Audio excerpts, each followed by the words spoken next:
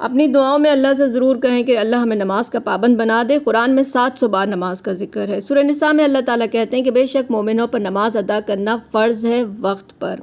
سورہ طٰہٰ میں اللہ نے کہا کہ تو حکم کر اپنے گھر والوں کو نماز کا اور خود بھی اس پر قائم رہے۔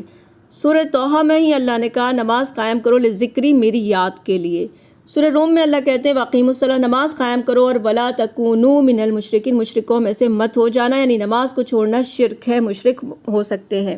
پھر اسی طرح سے سورہ مدثر میں ہے کہ جنتی جب جہنمیوں سے پوچھیں گے کہ مَا سَلَکَکُم فِی سَقَر، تمہیں کیا چیز جہنم میں لے گئی، تو جہنمی کے مسلمان ہوں گے اور وہ کہیں گے کہ ہم نماز نہیں پڑھتے تھے۔ یہ بات ذہن میں رکھیں۔ اسی طرح سورہ ماؤن میں ہے کہ تباہی ہے ان نمازیوں کے لیے جو اپنی نماز سے غافل رہتے ہیں۔ تو نماز سے غافل نہیں رہنا ہے اور نماز خود ادا کرنا ہے، اپنے خود کر کے اپنے گھر والوں کو بھی حکم دینا ہے، اس پہ قائم رہنا ہے، وقت پہ